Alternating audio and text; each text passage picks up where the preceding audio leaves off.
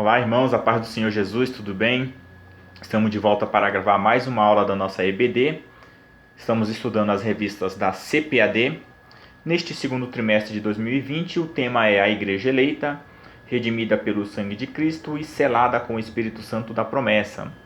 Neste segundo trimestre, o comentarista é o pastor Douglas Batista. Estamos fazendo um estudo detalhado da carta que o apóstolo Paulo escreveu à igreja de Éfeso.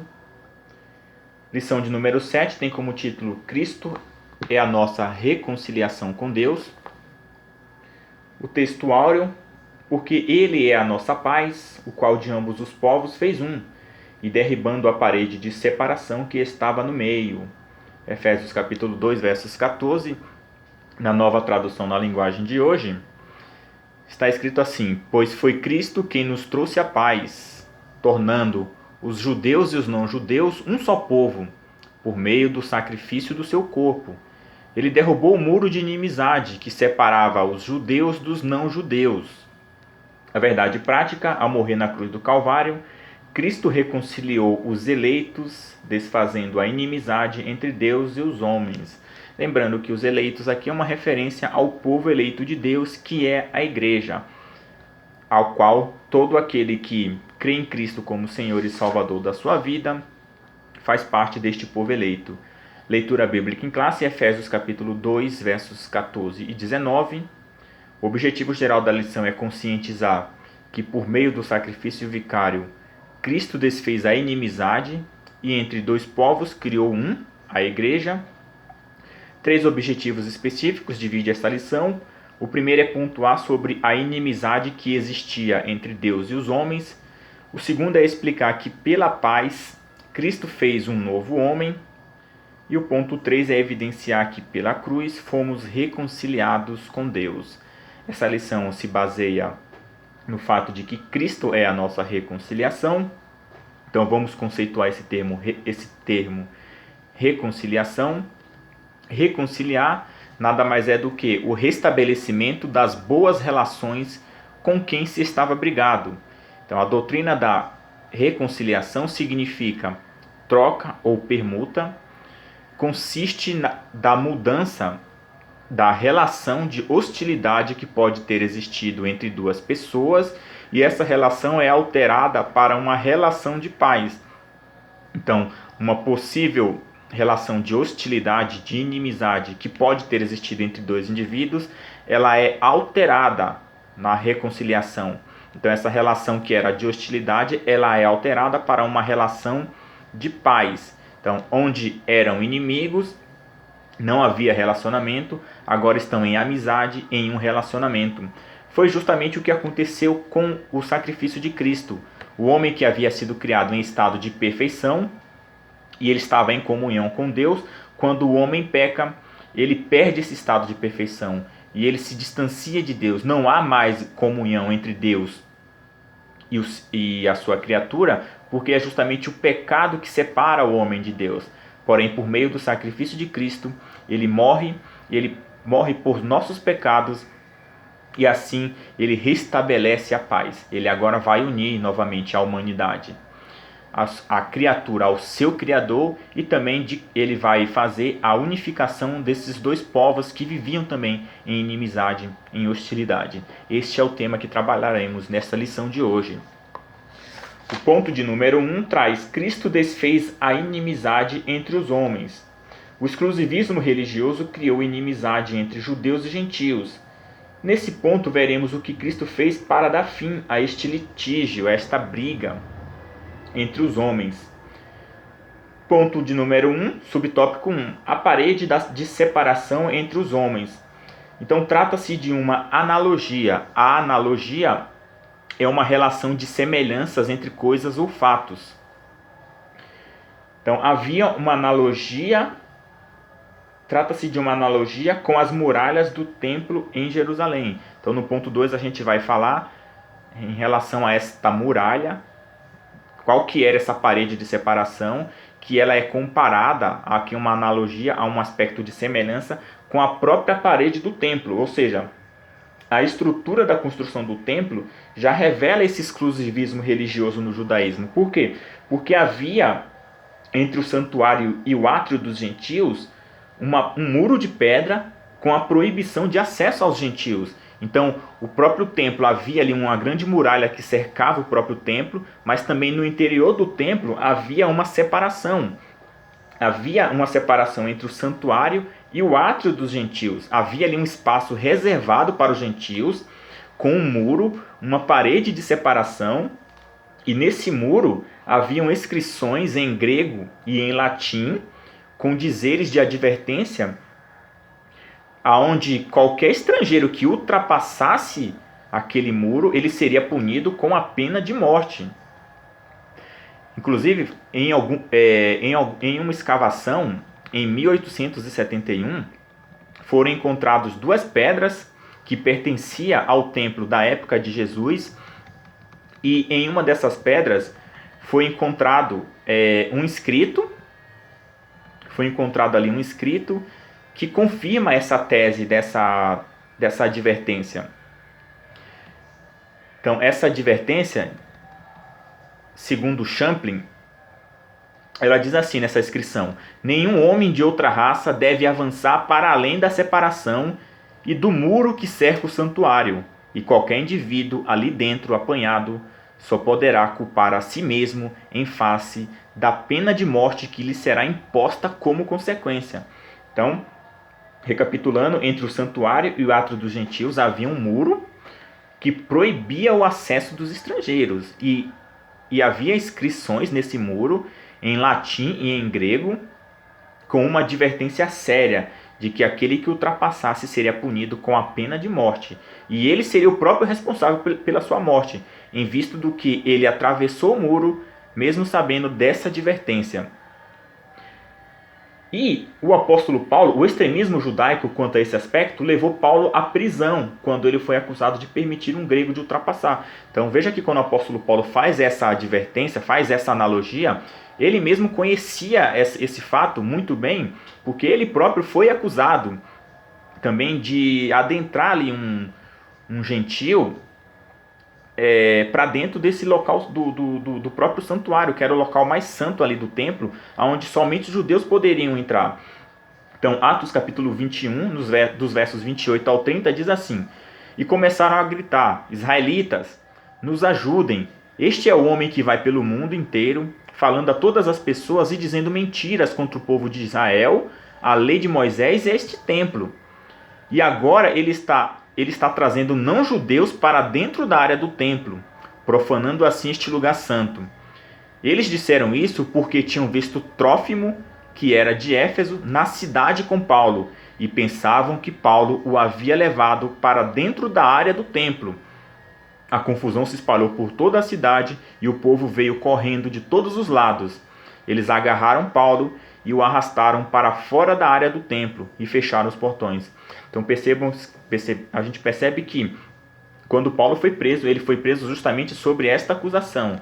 Os judeus haviam visto Paulo com esse rapaz de Éfeso chamado Trófimo e eles haviam suposto que Paulo tinha levado este homem para dentro do templo, que ele tinha ultrapassado esse local santo que era permitido apenas aos judeus. E assim Paulo também foi acusado, e aí através dessa acusação é que ele acabou sendo preso. Então, no ponto 2, a derrubada da parede de separação. O apóstolo declara que em Cristo foi derrubada a parede de separação que estava no meio. Essa barreira era tanto literal como espiritual. Então, essa parede que Paulo faz essa analogia com essa própria parede, com esse próprio muro que havia ali no templo mesmo, fazendo essa divisão ali do santuário com o átrio dos gentios, Paulo ele vai fazer uma analogia com esse muro espiritual. E qual era essa parede de separação que fazia essa separação entre os judeus e os gentios? Era a própria lei de Moisés. Então a lei de Moisés, a lei que Deus deu a Moisés, era que estava fazendo esta separação. Então essa parede que ele fala aqui é uma referência à lei de Moisés. Por que a lei de Moisés fazia essa separação? Tinha tantas recomendações ali, tantas regulamentações a respeito da circuncisão, a respeito de comida, o que podia, o que não podia comer, a respeito dos rituais de purificação, a respeito dos dias sagrados que deveriam ser guardados. Então todas essas regulamentações impediam que os gentios, que os judeus se relacionassem com os gentios. Então criou-se essa barreira de separação. Então aqui é uma barreira social, uma barreira moral, uma barreira espiritual.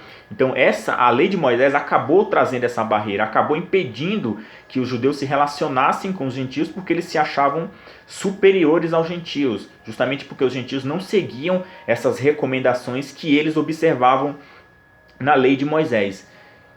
Porém aqui, quando o comentarista vai dizer que essa parede ela foi derrubada tanto no sentido literal como no sentido espiritual por mérito da cruz de Cristo, claro que a gente não vai entender que a barreira literal ela foi derrubada com a morte de Cristo imediatamente. Por quê? Porque o templo continuou existindo, o muro continuou existindo.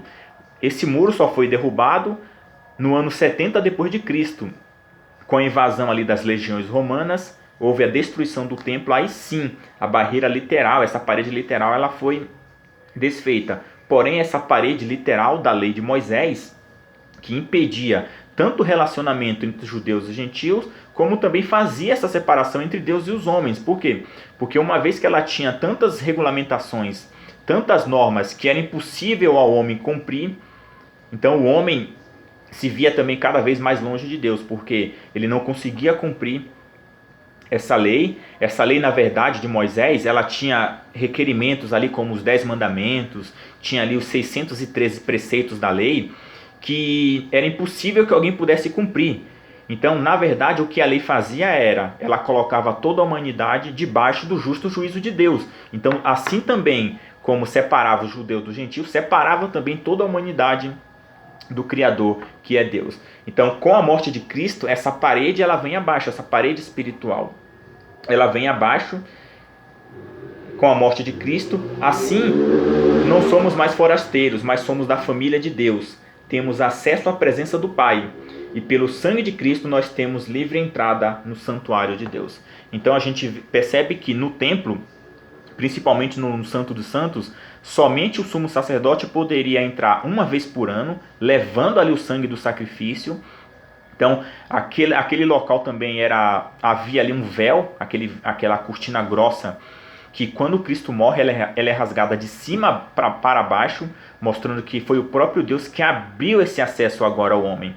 Então, não apenas o gentio, mas também o judeu que tinha ali esse acesso restrito à presença do próprio Deus, todos agora têm acesso livre à presença de Deus por esse vivo caminho que foi aberto por Cristo. Então, em Hebreus capítulo 10, versos 19, diz assim: pelo sangue de Cristo temos livre entrada no santuário de Deus. Portanto, irmãos, temos plena confiança para entrar no lugar santíssimo pelo sangue de Jesus.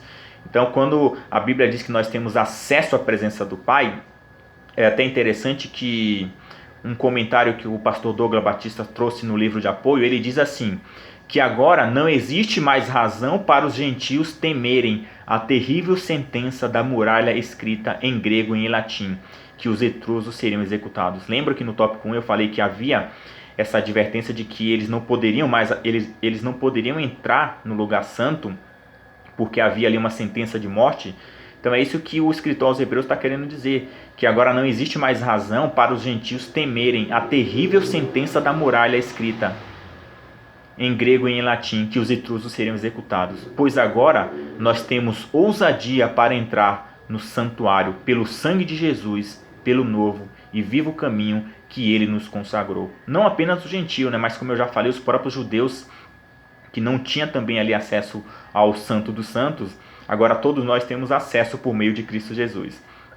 Então, quando a Bíblia diz que nós temos acesso, significa que nós, que temos fé em Cristo, agora a gente tem a liberdade e o direito de nos aproximar do nosso Pai Celestial. Agora a gente tem essa liberdade, o direito de nos aproximar do nosso Pai Celestial a hora que a gente quiser. E sendo assim, a gente entrando com essa liberdade, a gente pode ter certeza de que seremos aceitos, seremos amados e seremos bem-vindos diante da sua presença. Subtópico de número 3 fala sobre a lei, o conceito da lei dos mandamentos. Então, a compreensão desse conceito repousa na visão tripartida da lei mosaica. Então, a lei mosaica ela é tripartida. Isso significa que ela está dividida em 3 partes. A lei civil diz respeito ao israelita como cidadão. Então, tem a lei civil, que é a lei que todo país, toda nação tem. Assim como aqui no país, no Brasil, a gente tem a nossa Constituição Federal, que determina ali quais são os nossos direitos, deveres, obrigações. Então essa é a lei civil. A lei moral, ela permanece em vigor como padrão de conduta, mas não como meio de salvação. Então a lei moral diz o fato de amar a Deus sobre todas as coisas, amar ao próximo, não adulterar, não roubar, não matarás, não adulterarás, não cobiçar a mulher do próximo, não cobiçar os bens do próximo. Então esse é o aspecto moral, o aspecto do não adultério. Então esses aspectos da lei moral, ela permanece, mas ela também fazia parte da lei mosaica. Então tinha a civil, tinha a moral, que é essa que permanece ainda como um padrão de conduta, embora os judeus tratavam como um caminho para a salvação. E tem a lei cerimonial, que é a lei da circuncisão, sacrifícios, comidas, bebidas, dias de festas. Então essa era a divisão. Então, quando se trata de lei dos mandamentos, então a gente sempre tem que entender isso, que é a lei de Moisés, dividida em 3 partes: lei civil, lei cerimonial e lei moral. A gente precisa entender isso para entrar no subtópico 4, que diz assim: a revogação da lei dos mandamentos. A eliminação das barreiras que dividiam judeus e gentios se deu pela revogação da lei dos mandamentos, que consistia em ordenanças. Essa revelação não contradiz o que Jesus disse: não vim para revogar, mas cumprir a lei. Então, quando Paulo diz aqui que por meio do seu sacrifício, no seu corpo, Cristo ele revogou a lei dos mandamentos, que consistia em ordenanças, isso não está em conflito com o que Jesus falou, que ele não veio para revogar a lei, mas ele veio cumprir. Então a gente vai entender isso. Visto que ao entregar o seu corpo na cruz para ser crucificado, Cristo cumpriu a lei, oferecendo-se como sacrifício em favor de ambos os povos. Então, o que o apóstolo Paulo está querendo dizer? Que em seu corpo, Cristo revogou a lei dos mandamentos, que consistia em ordenanças. Então, não diz referência aqui à lei moral, que Cristo teria revogado essas leis, como ele já tinha deixado bem claro. Tem um comentário de John Stott que diz assim: Jesus certamente não aboliu a lei moral como um padrão de comportamento. Esta ainda está em vigor e é obrigatória para os seus seguidores, mas ele realmente aboliu como caminho da salvação. Então, para a gente entender o que foi que Cristo aboliu, o que Cristo aboliu, no primeiro aspecto, foi as leis cerimoniais. Então, uma vez que todos aqueles rituais de sacrifício, aqueles rituais de purificação, todos aqueles rituais apontavam para a obra de Cristo, a Bíblia deixa bem claro que tudo aquilo era sombra das coisas futuras. Então, tudo aquilo apontava para a obra de Cristo.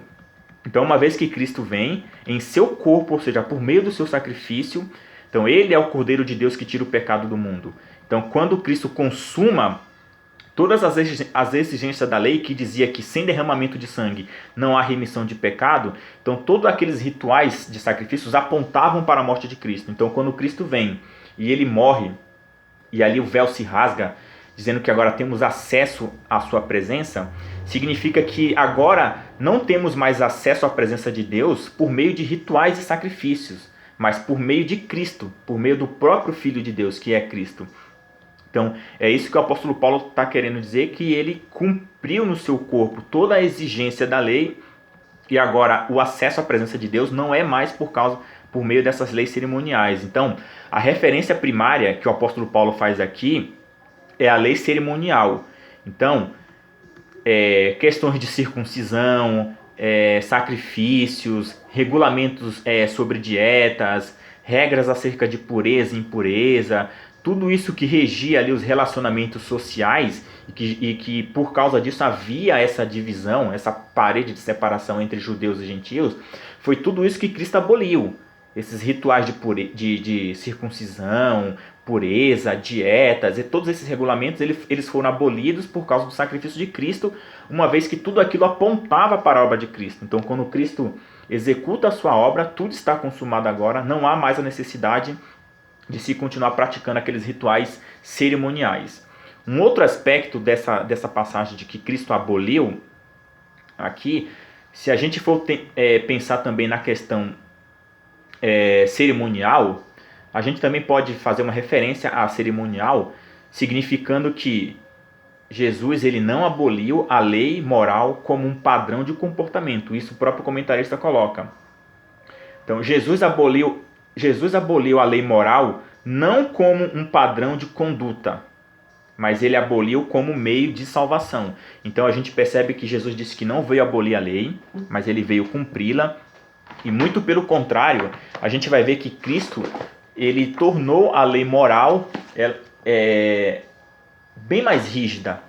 Então a gente vai ver lá no seu Sermão do Monte, em Mateus capítulo 5, o que Cristo vai falar em relação a isso. Então ele vai deixar bem claro, quando ele diz que ele não veio abolir a lei. Mateus capítulo 5. Mateus capítulo 5, ele vai deixar bem claro. Olha o que ele vai dizer. Não penseis que vim destruir a lei ou os profetas. Eu não vim para anular, mas para cumprir. Mateus capítulo 5, verso 17.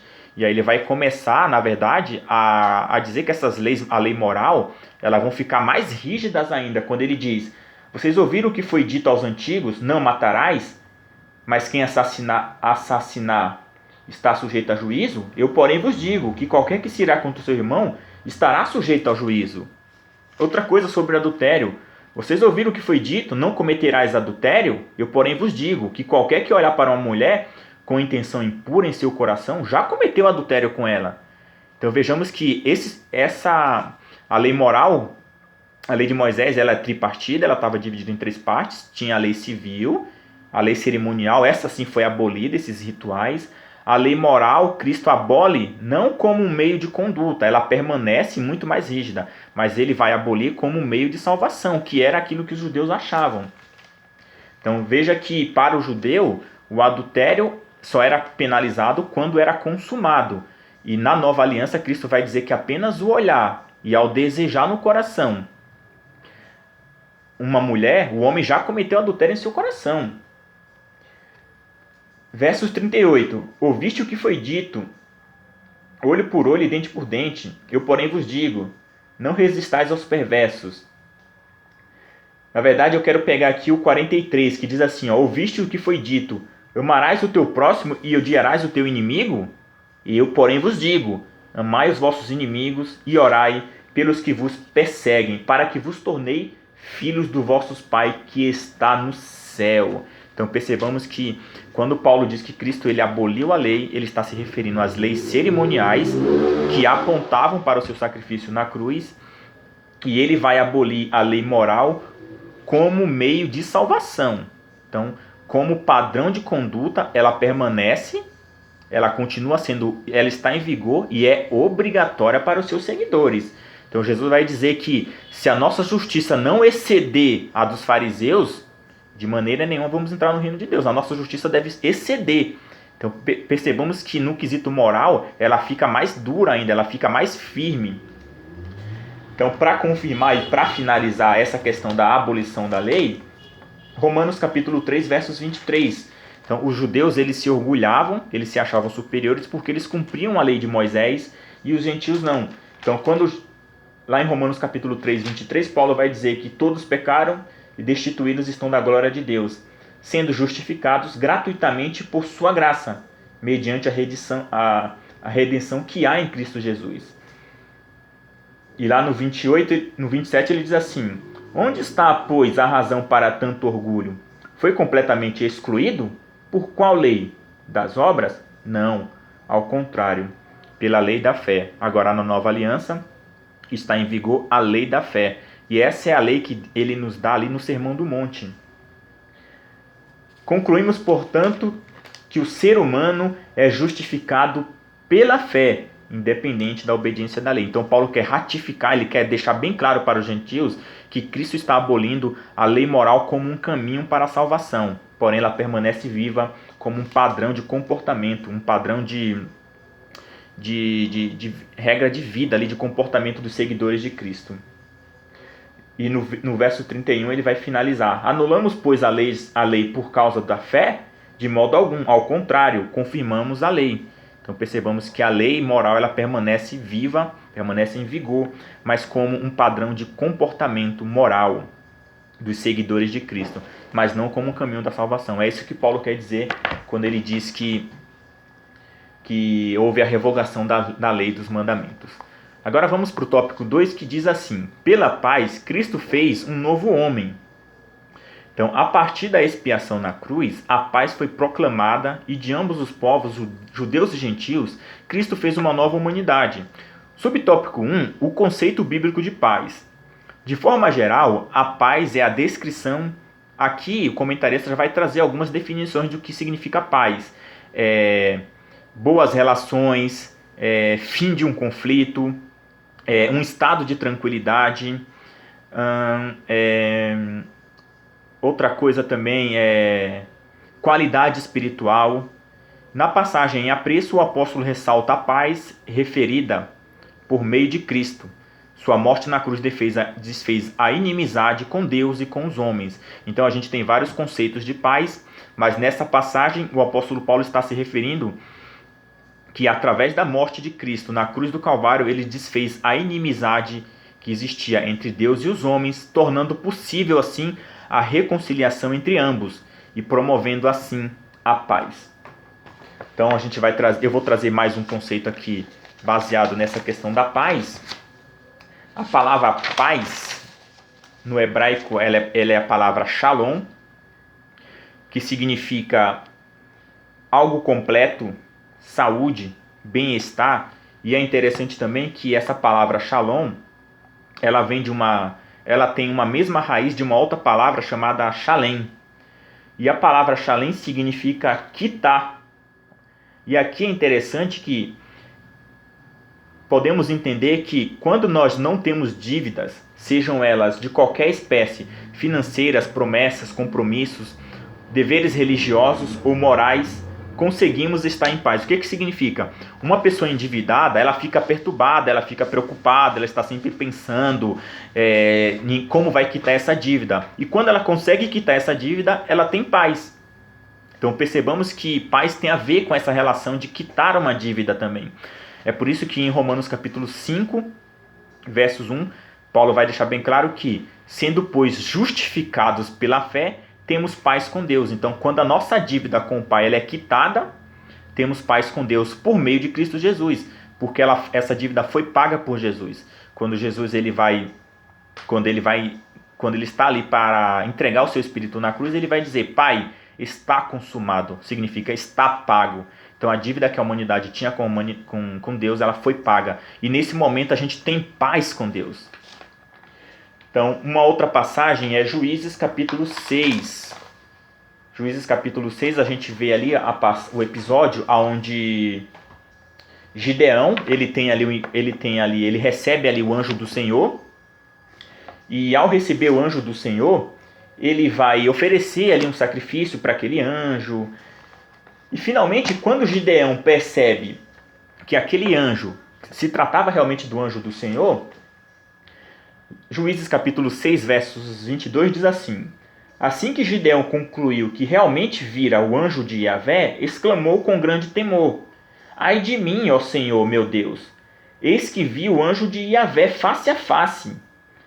Então o Senhor assegurou-lhe: a paz esteja contigo.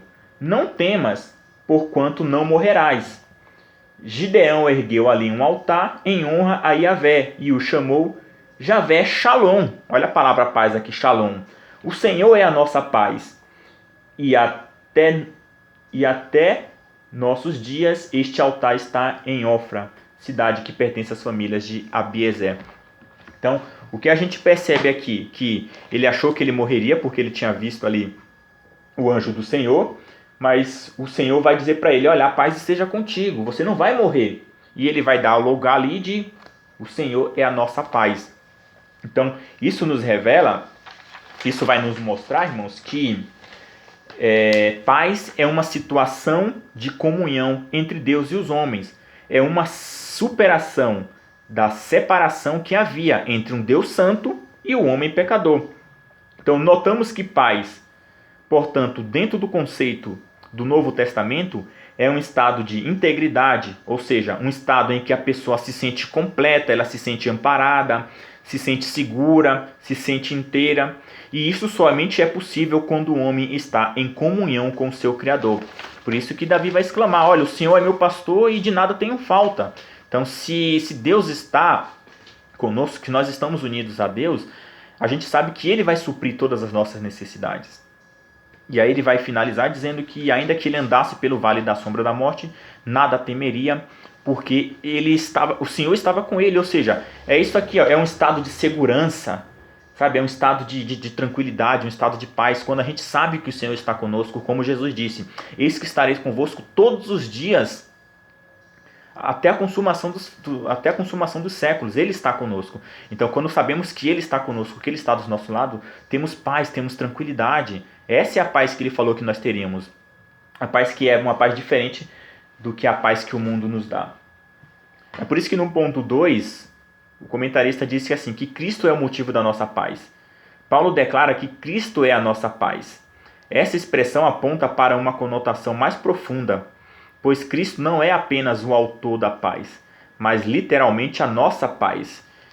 E é interessante que no idioma grego, lá que foi escrito no grego, quando diz aqui que Cristo é a nossa paz, lá é bem mais enfático ao dizer que Cristo, Ele e somente Ele é a nossa paz. Somente por meio dele é que temos paz com Deus. Ou seja, Cristo habita em nós, sendo Ele mesmo a nossa paz. Desse modo, essa paz repousa na igreja, entre o crente e Deus, e entre os judeus e gentios, agora o único povo em Cristo Jesus. Então, somente por meio do sacrifício de Cristo é que o homem pode restabelecer essa comunhão com Deus. Então, o Senhor Jesus é a nossa paz, porque Ele promove a completude, a integração entre Deus e o homem. Ele restabelece a amizade perdida com a prática do pecado entre o Criador e a sua criatura. Mas não apenas isso, o Senhor Jesus também desfaz a separação que havia entre judeus e gentios.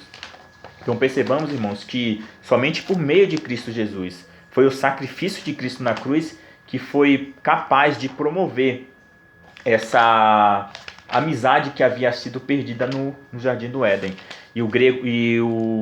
No idioma grego deixa isso bem claro, quando diz que Ele e somente Ele, lá está escrito assim, Ele e somente Ele é a nossa paz.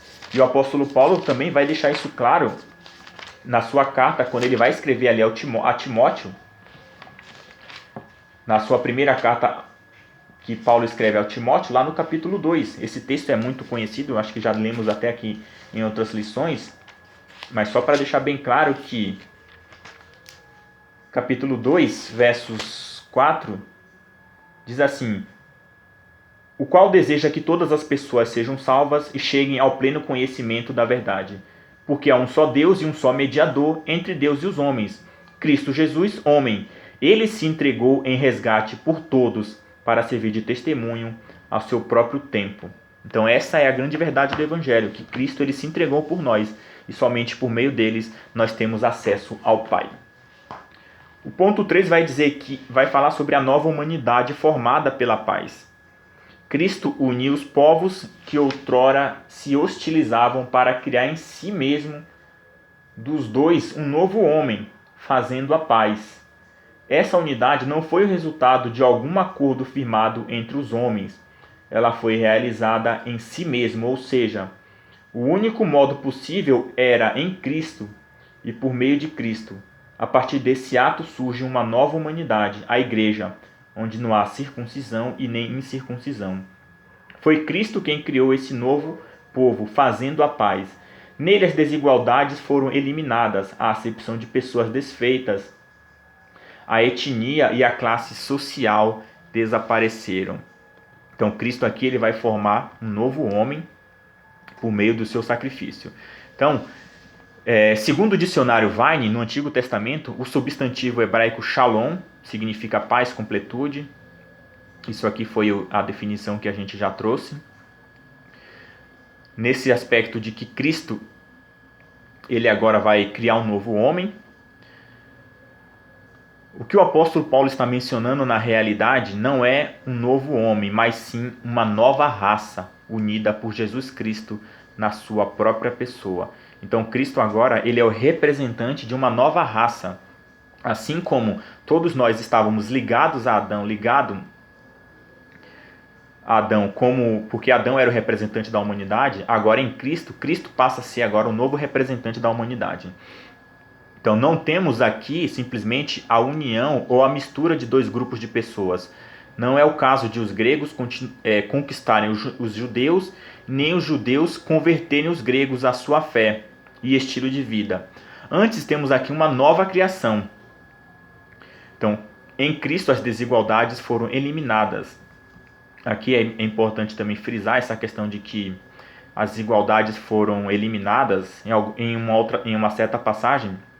Em outras passagens, Paulo vai até dizer que em Cristo agora não há grego nem gentio, não há homem nem mulher, não há servo nem patrão. Isso aqui ele não está querendo dizer que essas questões de classes, não há mais classe social, não há mais etnia, não há mais aspectos em relação à distinção entre sexo. Não é isso que ele está querendo dizer. O que ele está querendo dizer é que os homens permanecem sendo homens, mulheres permanecem sendo mulheres, judeus permanecem sendo judeus, brasileiro permanece sendo brasileiro. Porém, o que ele está querendo dizer aqui é que a partir desse novo povo agora, as desigualdades diante de Deus é abolida. Há uma nova unidade em Cristo pelo Espírito Santo que habita em nós, que somos os membros da família de Deus. Então, os judeus eles tinham certos privilégios por ser o povo do pacto com Deus, mas agora Cristo ele não olha mais com essa desigualdade. Esse é judeu, esse é gentil. Para eles agora somos um novo povo, uma nova raça. E esse novo povo agora é a igreja. E todos aqueles que fazem parte da igreja são irmãos. São concidadãos dos santos e são agora membros da família de Deus. Então todos agora somos membros da família de Deus por fazermos parte dessa nova humanidade formada em Cristo. Subtópico de número 3, pela cruz, reconciliados com Deus num corpo. O ministério da reconciliação desfez a inimizade entre o homem e Deus, bem como entre os homens. Essas dádivas foram possíveis por causa da cruz de Cristo. O primeiro ponto diz assim: Cristo se fez maldição por nós. Ser condenado à morte de cruz era um sinal de maldição e de profunda humilhação. O réu era açoitado por um chicote de várias tiras de couro, acompanhado de chumbo ou ossos nas pontas. Em seguida, era obrigado a carregar publicamente sua cruz até o local da execução. Por essas razões, a cruz era escândalo para os judeus e loucura para os gentios. Apesar disso, Cristo suportou a afronta, levando a nossa culpa, entregou o seu corpo para a crucificação e se fez maldição em nosso lugar. Então, essa condenação de cruz era realmente uma pena que era humilhante, era uma pena realmente para quem cometesse realmente crimes bárbaros, principalmente crimes de traição contra o Império Romano. Tanto assim, ser condenado à morte era um sinal de maldição, que os romanos eles não submetiam cidadãos romanos a esse tipo de punição. Isso era restrito apenas aos estrangeiros. Então, diante dessa humilhante exposição, então os judeus achavam aquilo ali uma humilhante exposição, desonra pública, era uma degradação do ser humano, era vergonha, era vexame diante da sociedade. Por isso que para ele era loucura. Era loucura, era escândalo. Ora, era escândalo para os judeus e loucura para os gentios. Porém, para nós, nós sabemos que isso é o poder de Deus, porque já estava profetizado que o Messias, ele tomaria o lugar do pecador. Então, ele levou a nossa cruz, levou a nossa culpa, ele se fez maldição em nosso lugar. Era uma situação de desonra, de humilhação, sim, mas por quê? Porque era a humanidade que deveria passar por tudo aquilo. Então, Cristo toma nosso lugar. Então, o profeta Isaías vai dizer que ele foi humilhado, ele foi esmagado por causa das nossas culpas. Então, o castigo que hoje nos traz a paz, que nos reconciliou com Deus, esse castigo foi derramado sobre ele. Então, Deus realmente, Cristo, ele toma o lugar do ser humano e ele vai sofrer ali. Foi do agrado de Deus moê-lo, foi do agrado de Deus ali esmagá-lo. Por quê? Porque ele estava no lugar do pecador. Por isso que para nós não é escândalo, não é loucura, porque sabemos que ele ali estava no nosso lugar, sofrendo pelos nossos pecados. Por isso que Paulo vai dizer que para nós isso é o poder de Deus. Embora seja loucura para eles, isso é o poder de Deus. É o poder de Deus que traz salvação para toda a humanidade. Ponto 2. Reconciliados pela cruz de Cristo. Foi o sacrifício vicário de Cristo na cruz e sua consequente vitória sobre a morte que possibilitaram a nossa reconciliação com Deus e com os homens. Nessa perspectiva é que Cristo é a nossa paz, que pela sua carne um novo homem foi criado, fazendo a paz, e também evangelizou a paz a vós, proclamando ao mundo as boas novas da cruz. Então, evangelho significa as boas novas, ou seja, são boas notícias. E qual é essas boas notícias que Cristo ele veio e pregou? Era a notícia da salvação, a notícia de que por amor e misericórdia, Deus resolveu salvar a humanidade. Ele envia o seu Filho para pagar pelos nossos pecados. Então esse é o evangelho da paz, é o evangelho da reconciliação que Deus desejava. Deus vem ao mundo para se reconciliar com o homem. Então, em 2 Coríntios capítulo 5, que tem esse texto célebre, 2 Coríntios capítulo 5, que Paulo vai deixar bem claro de que Cristo ele morreu no nosso lugar. 2 Coríntios capítulo 5, ele vai dizer que, versos 19, diz assim: pois Deus estava em Cristo reconciliando consigo mesmo o mundo, não levando em conta as transgressões dos seres humanos, e nos encarregou da mensagem da reconciliação. Então Cristo ele nos evangelizou, ele nos deu essa mensagem de paz, de que que Deus estava nele reconciliando a si mesmo com o mundo, e ele nos entrega essa mensagem. Para quê? Para que agora a gente proclame essa mensagem. A gente leve essa mensagem de paz para a humanidade. De que o ser humano pecador precisa se religar ao seu Criador. Ele precisa voltar a ter comunhão com o Pai. Para que ele também faça parte do povo eleito. Faça parte desse corpo de Cristo. E alcance assim a salvação. E aí é interessante que até tem aqui um comentário a respeito disso. Por meio dele reconciliar-se consigo todas as coisas que estão na terra quanto as que estão no céu. Isso é Colossenses 2,12. Mas Cristo pagou a nossa dívida. Então, o comentarista Stott, ele diz assim, John Stott, que hoje Jesus Cristo ainda está pregando a paz no mundo, através dos lábios dos seus seguidores. Olha que coisa interessante, irmãos. Cristo ele continua evangelizando, levando essa mensagem de paz por meio dos nossos lábios. Então, ele quer usar a minha e a tua vida para continuar levando essa mensagem de salvação. É verdadeiramente um fato maravilhoso que, sempre que proclamamos a paz, é Cristo quem a proclama através de nós. Então, belo comentário quando diz que é por meio das nossas vidas, não apenas através da nossa mensagem. É claro que temos que pregar, mas também através do nosso testemunho de vida. Cristo continua levando essa mensagem de paz a toda a humanidade. Então ele quer usar as nossas vidas para continuar levando essa mensagem de salvação para a humanidade. Ponto de número 3, subtópico 3, diz: reconciliados na cruz em um corpo. O apóstolo Paulo reforça que o propósito de Cristo foi o de reconciliar ambos, judeus e gentios, com Deus em um corpo. A ênfase aqui recai sobre a inimizade existente na vertical de cima para baixo, isto é, entre os homens e Deus. Então Cristo desfaz a inimizade entre homens e Deus. No versículo 14, o destaque era a inimizade horizontal. Então, olha a figura da cruz. Isso quer dizer a inimizade entre os judeus e os gentios. Então, é por isso que Cristo, dos dois povos, judeu e gentio, por isso que é horizontal, ele faz um povo só. Então, ele desfaz a inimizade no sentido horizontal entre os homens e no sentido vertical. Ele desfaz também na cruz a inimizade entre Deus e os homens. É por isso que a gente tem aqui a figura da cruz, né? Horizontal e vertical. Então Cristo desfaz na sua morte a inimizade entre judeus e gentios e entre a humanidade e o mundo. De forma que a reconciliação deve ser duplamente compreendida. As duas inimizades foram desfeitas quando Cristo levou os nossos pecados no madeiro. A ira de Deus, que por causa dos pecados estava sobre nós, foi cravada na cruz. Assim a reconciliação foi concretizada pela cruz, gerando um novo povo num único corpo, que é a família de Deus, a Igreja de Cristo. Eu quero aproveitar para falar sobre essa questão de que em Cristo fomos formados na cruz, em um corpo só.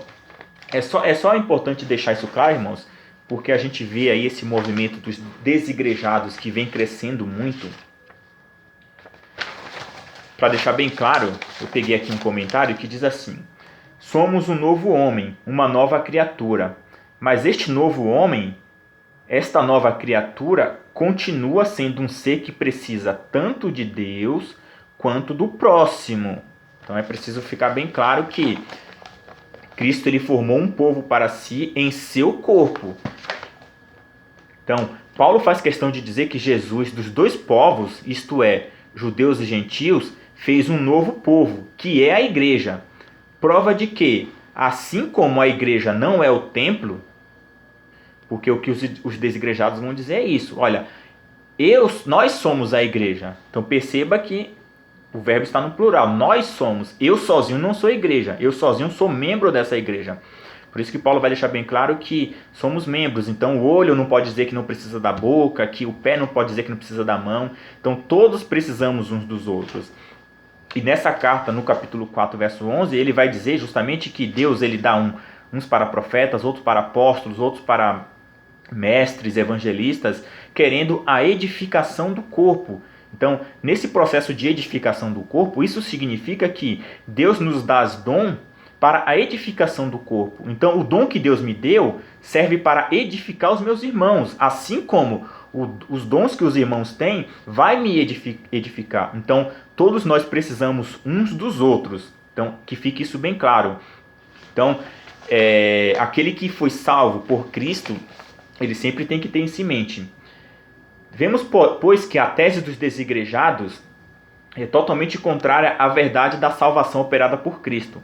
Então, quando somos salvos, passamos a pertencer a um corpo e precisamos conviver um com os outros num determinado lugar, pois o nosso crescimento espiritual depende de tal convivência. Então, é muito importante também que essa atitude de isolamento, ela sempre remete a uma questão de arrogância e soberba. Por quê? Quem se nega a pertencer a uma igreja local, ele se acha superior aos demais. Por quê? Porque ele sempre acha que o problema está com o próximo. Eu não vou na igreja porque tem muita fofoca, tem muita contenda. Aquelas irmãs só pela misericórdia. Então perceba que o problema está sempre no outro. E tem uma frase muito, muito conhecida que diz assim que se você encontrar uma igreja perfeita, não entre nela, porque com certeza você vai estragá-la. Então, parece que não, mas a gente sempre acha que o problema sempre está com o próximo. Então, isso traz aí um sentido de arrogância, de soberba, ou seja, eu que sou santo, eu que sou certo, e são os demais que não prestam, né? Tem muito escândalo, tem muitos episódios lá, e eu não quero me misturar.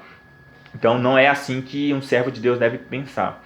Então, esse sentimento de superioridade é o avesso do que deve ter aquele que é salvo em Cristo. Jesus, que deve ter, ou seja, aquele que é salvo em Cristo Jesus deve sim ser humilde, considerando sempre os outros superiores a si mesmo. Lembrando que somos imperfeitos e dependemos sim um dos outros. Todos nós dependemos um dos outros. E ainda que o problema não tivesse com a gente especificamente, então se Deus ele me deu um dom e os irmãos estão em um estágio espiritual debilitado, então os irmãos precisam desse meu dom para sair desse estado. Então eu preciso estar lá. E não é saindo que o problema vai ser resolvido. Se todas as pessoas que se consideram santas saíssem das igrejas, então entregaremos também os nossos irmãos a esse estado pecaminoso, a esse estado de desonra, a esse estado que não pudesse mais ser desfeito a situação espiritual do irmão. Não, eles precisam sim dos nossos dons, assim como nós precisamos dele. Então Cristo uniu a todos em um só corpo. Então significa que todos precisamos um dos outros. Por isso que Paulo vai dizer isso, que Deus ele busca a edificação de um corpo, para que todos nós unidos venhamos a alcançar a estatura de varão perfeito. Então, concluindo, Cristo ele vai... O que Paulo vai deixar bem claro é isso, é que por meio do sacrifício de Cristo, ele vai desfazer essa parede de separação representada aqui, figuradamente, na lei de Moisés, que impedia que os judeus se relacionassem com os gentios. Então, quando Cristo ele morre na cruz do Calvário, ele vai abolir a necessidade de se cumprir aqueles rituais cerimoniais.